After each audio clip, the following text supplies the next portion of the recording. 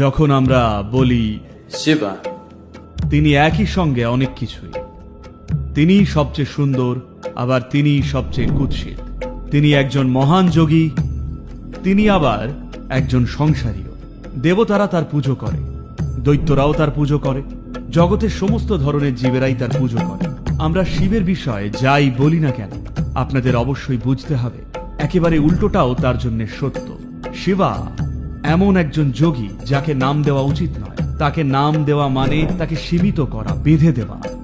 তিনি একই সঙ্গে তার যে এত এত নাম রয়েছে, তার এই সমস্ত নামকে যদি একত্র করা যায়, তা হবে এই সমগ্র মহাবিশ্বেরই চূড়ান্ত প্রতীকী।